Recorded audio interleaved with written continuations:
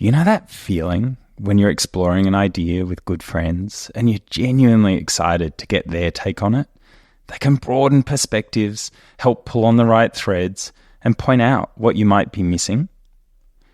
We're Andy and Lina, two of the co-founders of Bellroy, and that's the feeling we're going for in our conversations with this podcast, What Have I Missed?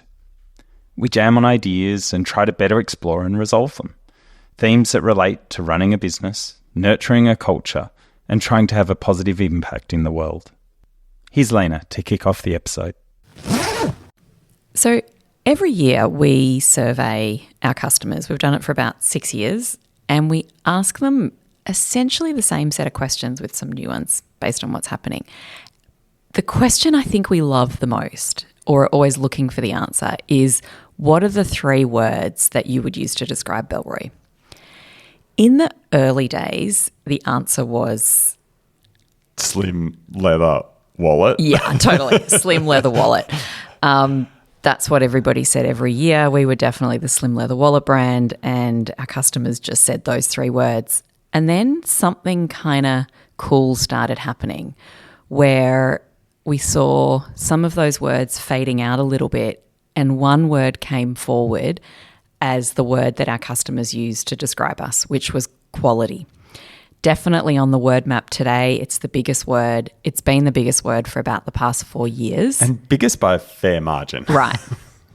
But the thing that's kind of like the interesting conundrum of all of that is that quality, while it's a concept that we think about a lot, is specifically a word that we never use in our marketing. We never say it out loud. We don't ever describe our products that way to our customers. We would never say our products are high quality. And so it's super interesting for us that there's this concept in Bellroy that we're thinking about all the time, quality and what it means. And we're never saying it out loud, but somehow our customers have worked out that that's the word they first think of, or most likely think of when they think about quality.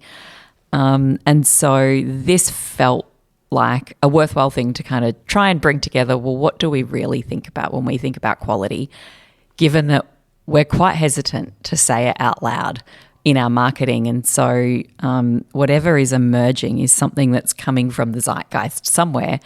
So we thought we'd unpack that. Yeah, and for me personally, if I sort of had to think of a lens through which I run my life, it's some version of quality, which we'll get to the definition of quite soon, that personally I use, and I think it resonates a lot with Lina and it resonates a lot within Bellroy once folks really understand how we think of the definition and what we think it is. And so to give a sense of that, there's a classic old book, Zen and the Art of Motorcycle Maintenance, which was this roaming journey of a motorcycle trip and this exploration of quality.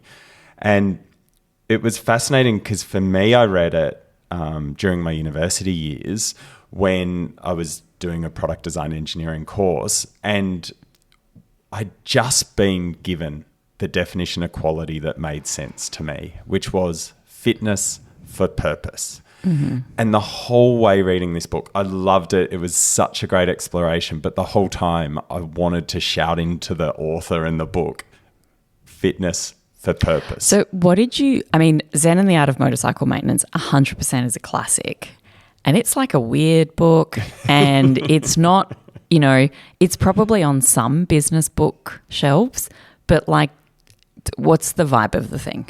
So a roaming thinker, philosopher, exploring great philosophies and thinking around philosophies whilst undertaking this motorcycle odyssey and this trip, and the way the protagonist is engaging with the machine and understanding what's good about it and what's not, and moving through different communities and environments. And it's this deep exploration of trying to find some sense of quality as a guiding philosophy to life. Yeah. Do you think it was written, or do you know if it was written actually with quality as a concept in mind, or is it sort of an emergent philosophy from it that sort of is an interesting pair up. It feels like an emergent philosophy from So it's not like this was a guy studying Toyota and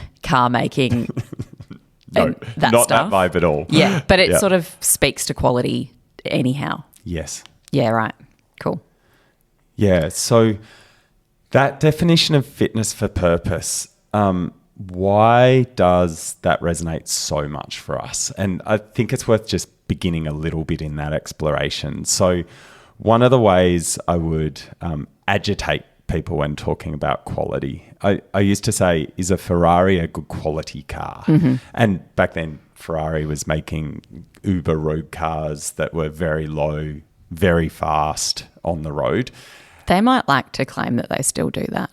Yes, I think that's a majority of their things, other than maybe a new SUV, but it's very much those low-sum cars. And most people would say yes.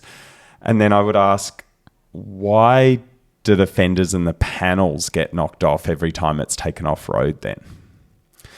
And it was just, that sounds like a low-quality vehicle to me. And that is just a really good starting point to flesh out, there's different purposes for a vehicle. When are you trying to hoon around and impress people with the sound of your engine and the acceleration stats of your car and the horsepower? And when are you trying to navigate off-road creeks and gullies? Totally. And all Or sorts? like, probably, I mean, not sure. I won't speak for you, but probably if either of us got into a Ferrari, we'd stall it. Yes. Like, Yes. we wouldn't actually be able to drive it, right? Yeah. You couldn't just get in and drive the car. And people talk about that with a modern Formula One car. It's literally, you have to be a very high level driver just to be able to make it go around, because it doesn't even have enough downforce to work properly until you're above a certain speed. Yeah, right. It's very much designed for particular tracks and fine-tuned for particular tracks. And if you take it to a different track with the same setup, the car won't function properly. Yeah. If there's a high-speed bend, the suspension has to be tuned just for that bend. Yeah. If there's a particular chicane or something. And so it's this wonderful example of a car that is so specifically tuned, not just for one style of driving, but even to particular tracks and all the setups. And maybe have a to be particular changed. driver, right, for F1. Absolutely. Like how long are their legs and what's their weight and all that sort of stuff. All the stories of Daniel Ricciardo not being able to adjust out of the Red Bull car to the new McLarens and other cars, and why is he struggling with that? Because it's very different under braking compared to the vehicle he was optimized for and his driving style was optimized for. And so this exploration of fitness for purpose is really interesting, because it's asking you to define fitness for which purposes. Yeah. And that there's this yin and yang we also play with a lot at Bellroy, which is how versatile is something versus how specialist is something.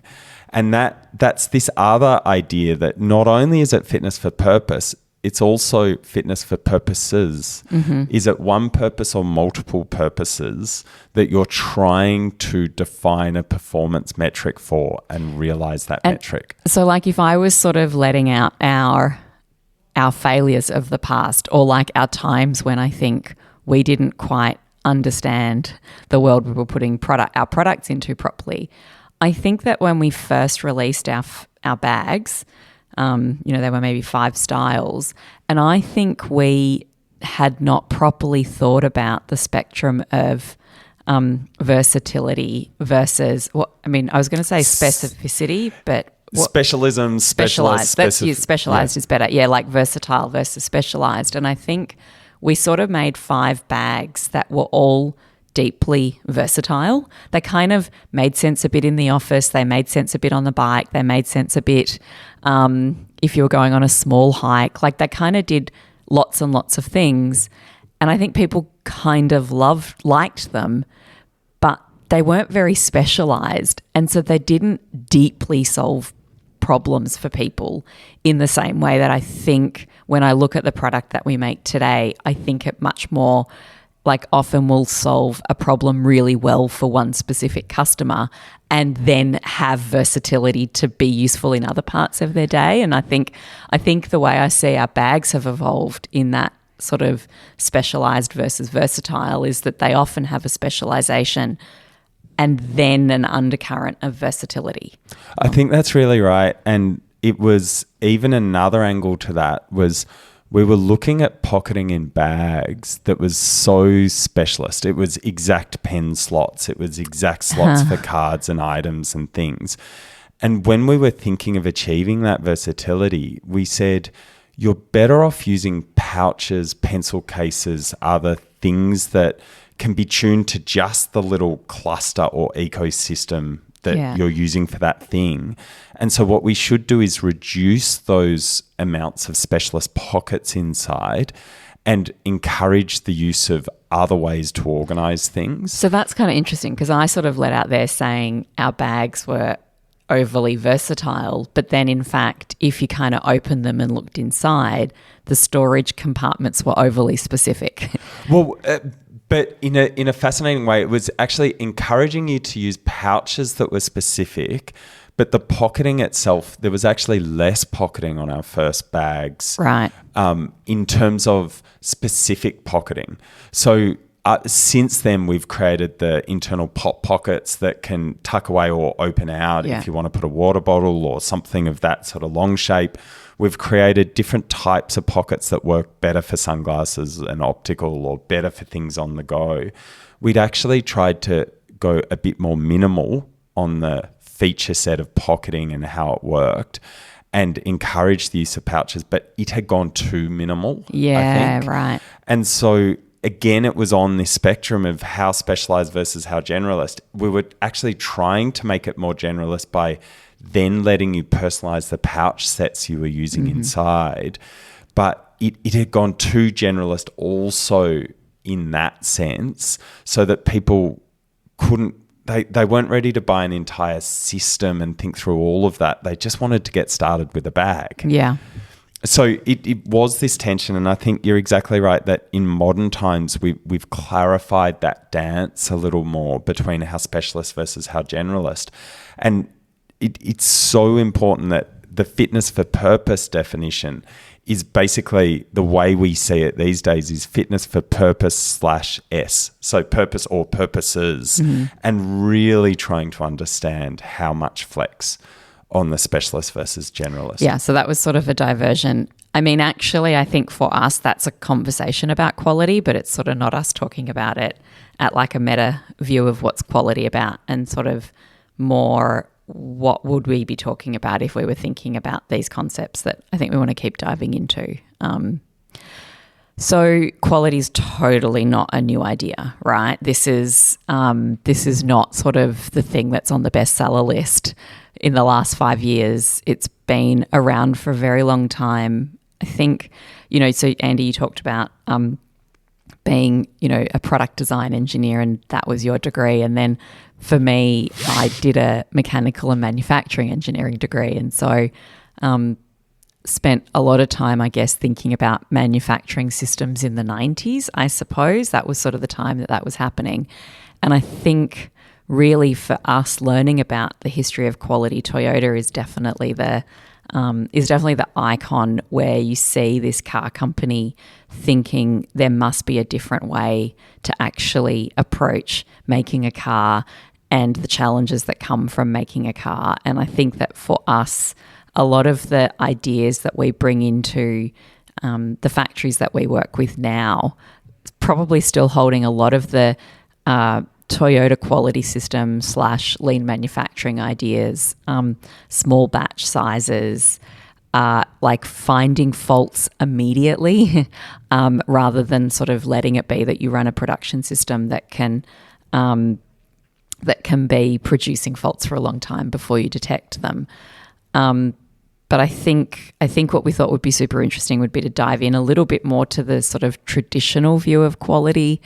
Yeah, I don't know, Andy, if you want to sort of lead off there. Yeah, I think it's so interesting because that Toyota production system and lean manufacturing, so much of its emphasis then was on reducing variability and having a consistent outcome. And what's quite interesting, if you sort of look at the zeitgeist of society, I think there's this other oscillation that happens between innovation versus quality and perfection and refinement. And you can see different brandscapes, different areas in industries sort of oscillating between those. Would you time. describe it? I don't know. When you said innovation, my brain produced stability as like the counter. As the counter. I think that's right. So there's sort of a progressive versus conservative. There's a push new boundaries and change things versus use tried and proven and tested. Right. And I think that stability is a good way to say that. Yeah. It's sort of proven and tested versus no, we want something totally new and different. It is a little bit like, are you running after change and new and updating to something that hasn't happened before? Or are you thinking, what are the things that work? How do we double down on those? What are the ways to feel confident? Like I think for me that stability side is that there's a real confidence that people are hunting for. They don't want surprises. They don't want things not to work. Whereas when it's sort of in an innovation time, people are like, it's fine if failure's great. You know, we've just come out of like a decade of, you know, be brave to fail and failing's amazing. Fail and that's fast. how you learn and all of that stuff. Yeah, fail fast is probably actually the beacon for that movement. But I think what you're sort of saying is actually there are times where the pendulum swings between really pushing for innovation. And I think something, you know, without saying who the companies are, something that I would say we see over time, and, you know, we're sort of starting to declare that we're both like engineering producty geeks in different ways, is that we watch companies who are rushing to innovate and often they end up with quality problems in their product in a very traditional sense of the product failing in some particular way. And you can sort of see that when the zeitgeist is pushing fast for innovation, there's a much higher tolerance for product failure and sort of fixing that as you go.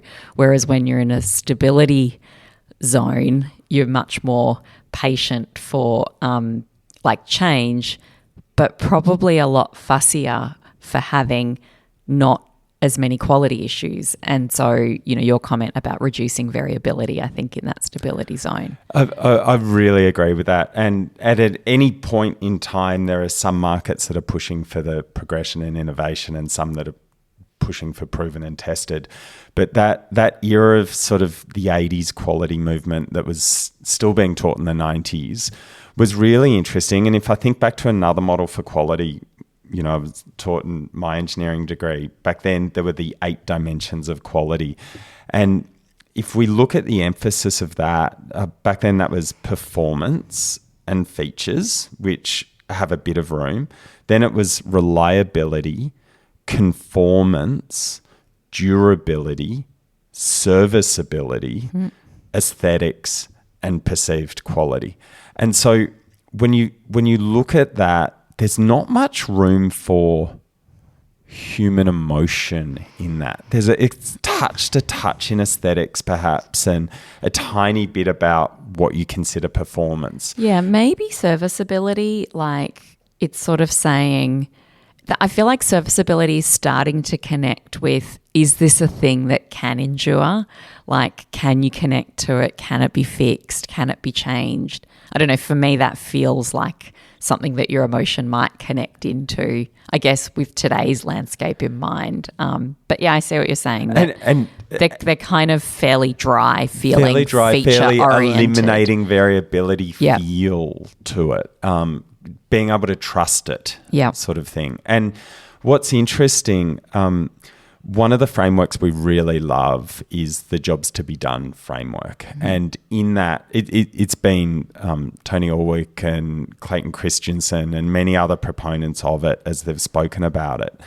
But one of the things we really like about it is that it separates jobs into 3 buckets. So it's essentially when you hire a product or service to fulfill a need or a group of needs, there are essentially three classes of performance you're trying to use this product or service for.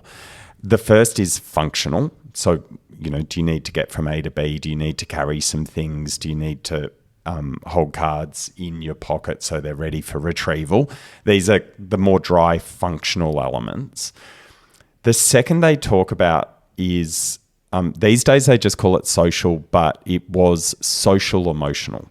So what are the jobs you're doing around connecting with community, signaling what you care about, finding these social objects and these social catalysts to sort of serve certain types of jobs in your life? And then there was the personal emotional, which these days just gets called emotional. So functional, social, and emotional. And the emotional is, what is that beautiful smell that you wake up to in the morning as the coffee's brewing? Or what is the hand feel? Or how do you feel pride about what you're doing? How do you love that user experience? How do you reward yourself for an achievement with a purchase or a new product or a thing? How do you buy something to stoke your own motivation? So the new running shoes, so you're more likely to go for a jog. And those three classes of jobs to be done, we're finding them just hugely useful as a way to push your perception and conception of quality into three broad buckets that each must come together for something to be a really fit for purposes and fit for purpose solution. Because I think traditionally quality probably encompassed the functional space. Did it have the like features? The emphasis, did it last? Serviceability. Yep. Absolutely. Whereas Durability. I think what we find that is an important idea for us is how does a product connect you with your social goals? And that could be, something that I think we all saw heaps early days with Bellroy was with the pull tab on a wallet, was how much we would, before, like we would often be somewhere and people had no idea we were part of Bellroy or, worked there. And someone would come up to us and explain to us this amazing wallet they had, and they would show us the pull tab and explain how it worked. And I think what we realized was one of the things that was a joy that we never expected we'd be giving people was a conversation in a social context about a product that had an insight in it that they thought was really cool. And I think we all have quite a few stories of like watching that. And so it's interesting that like your social goal that can be fulfilled with a product can be like it kind of helps you get out and interact socially, but it can be that it gives you a conversation starter, or it can be that you get a chance to communicate what your values are. So, if you're decked out fully Uniqlo, you might be saying, I'm a practical person. If you're fully decked out fully Gucci, you might be saying, I'm kind of into the Gucci vibe. And like that is another element of social, very different to, hey, check out this pull tab. Let me tell you the story of this product and how when a product really connects with someone in their life, it gives them sort of storytelling capabilities. And I think that was super interesting. I think with emotional, I think the Nike Run Club is a really interesting example of how Nike are, for example, bringing the emotional jobs to be done into their products, and how those products, I think, just do it. It's in their tagline as well. So that's very much appealing to the emotional element of the jobs to be done. But it's certainly interesting that it feels like when you're thinking of the social and emotional, you go beyond the first phase of the functional design and think about how might this product actually be helping people more broadly in their lives. And it also feels like it really helps with the communication of what's going on with a product to a customer and why they might be interested in it. I really agree. And there's even a bit of a hierarchy to this where if a new technology emerges like automobiles and they're just not safe enough yet, they break down constantly, they're not very quick, they have horrible smells around them, there's probably more of a drive for the functional performance to keep improving. And Clayton Christensen spoke about this very well in The Innovator's Dilemma and The Innovator's Solution, where as a market is underperforming on all of the functional aspects, driving for greater functional performance is often a really worthwhile thing for brands in the space to do. Like computers in the 90s and early 2000s. Crashing constantly and having to reset, losing data. But it was all about getting more RAM, getting more disk space and sort of driving that way. Really agree. Yeah. And then you get to a point where the fundamental functional needs have been met. If you think of a car now, some people need 0 to 100 acceleration times faster and faster. But for most people, as long as it's kind of 8-9 seconds to 100k an hour, that's enough for their sort of acceleration needs, their performance engine needs. And so as the market starts to provide things that are above those functional base requirements, it starts to move much more into the social and the emotional spheres. So like, then we got cup holders, right? Which sort of sounds stupid, but actually cup holders empowered people to feel like they could do more in their day, right? Like they could bring their hot drink with them. And you can sort of see that once the car actually does exactly what you need, then you get new features that the car's going to provide. Absolutely. And sometimes auto journalists talk about the two great movements that was the adoption of Japanese automobiles in America.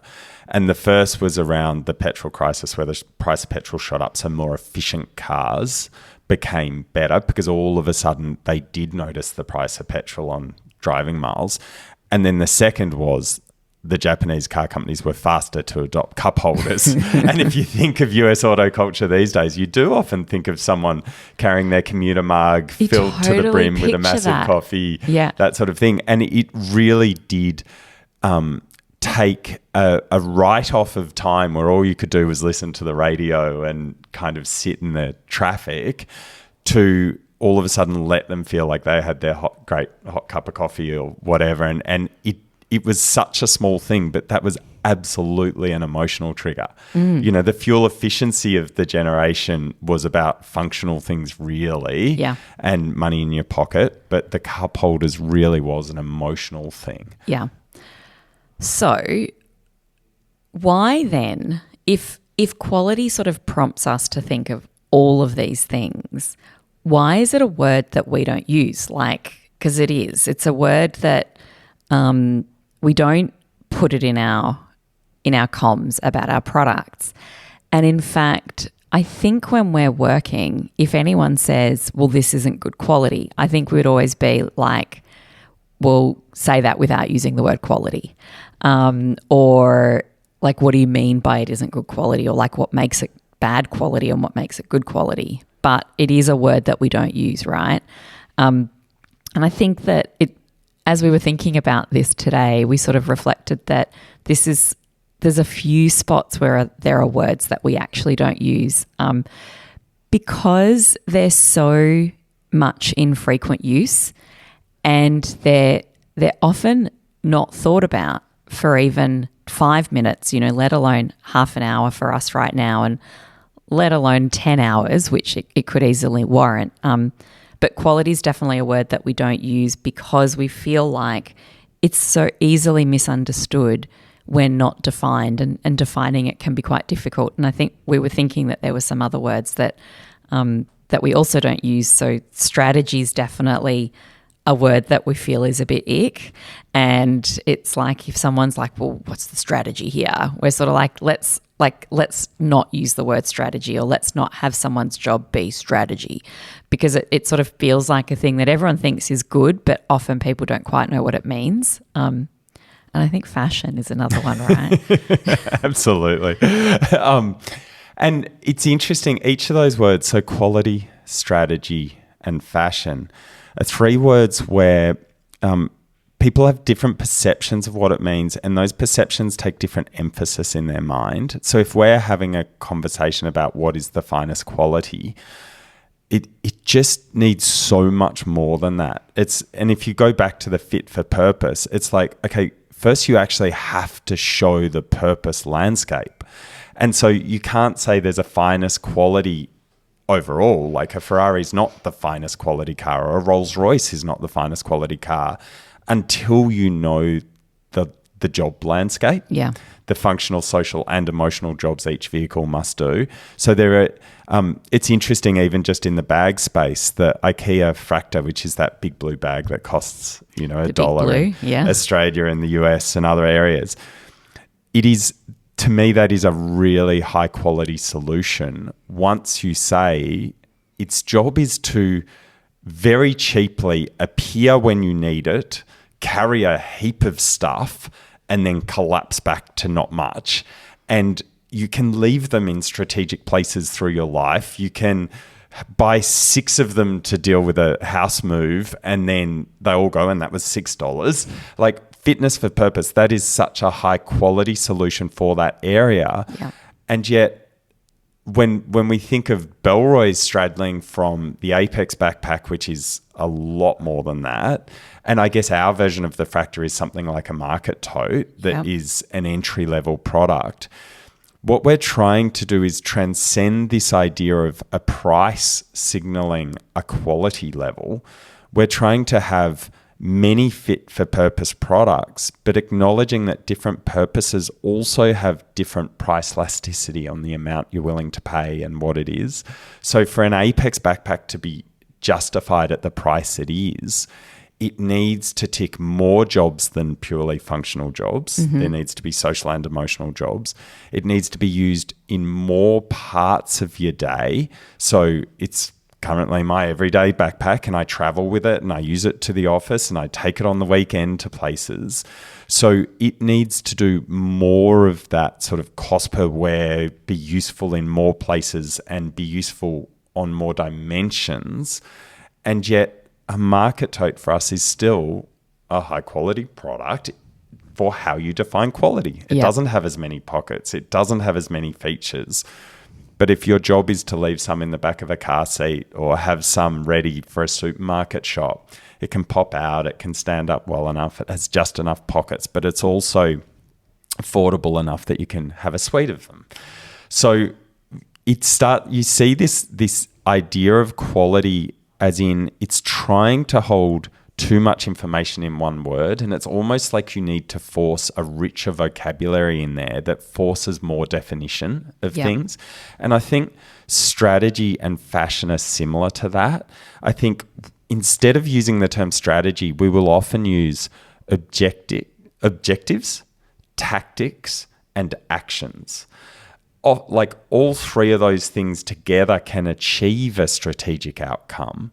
But strategy is trying to simplify, and essentially it breaks too many things. So it's better to use a slightly more nuanced language to force a little more specificity as to just what is it you're talking about, just what time frame are you talking over. Are you talking the objectives you're chasing, or are you talking tactics, which is how you will chase those objectives? Or are you talking the actions needed right now? So I think some of these words like quality, strategy, and fashion, they try and encompass too much, and they lose their usefulness in doing that. Whereas, when we think of a product, we'll think of what should it cost? What's the price point that it should hit? How heavy should it be? What should it carry?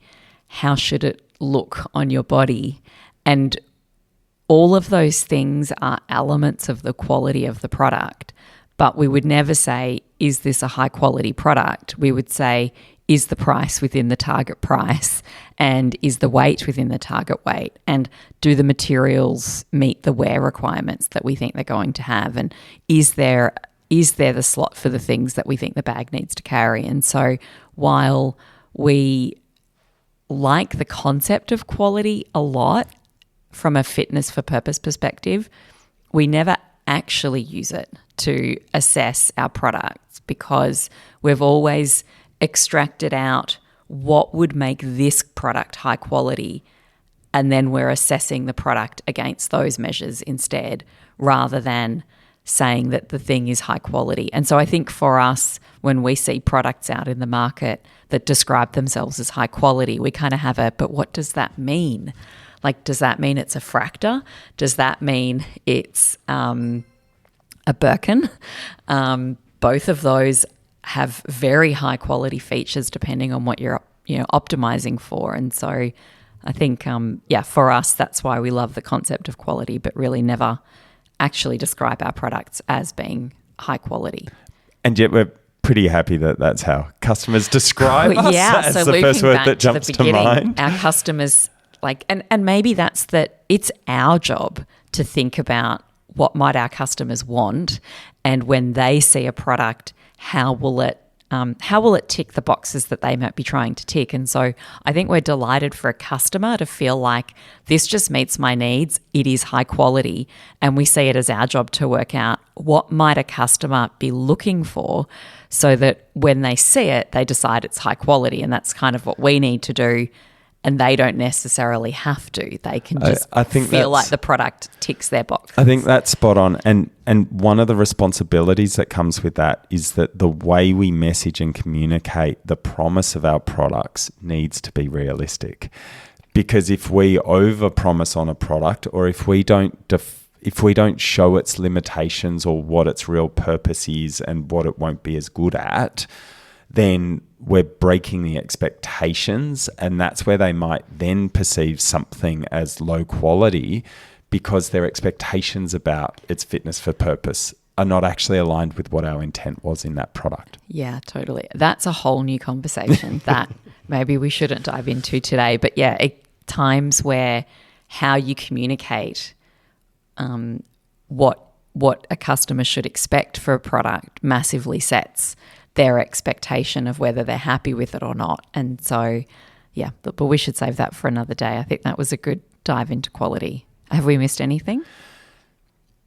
Nothing I can think of that has to be said yet. I honestly believe we could talk for hours and hours and days about this. This is such rich pickings. We have lots of philosophies, but I think if you can hold on to that idea of fitness for purpose, and if you can hold on to that notion of fitness can be judged in functional ways, social ways, and emotional ways, then there'll probably just be a little more clarity as you start to assess when are things meeting needs and when are they not.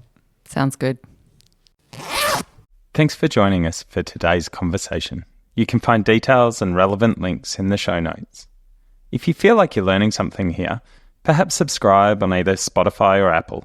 And if you have the chance, leave a review and let us know how we're going. Bye for now.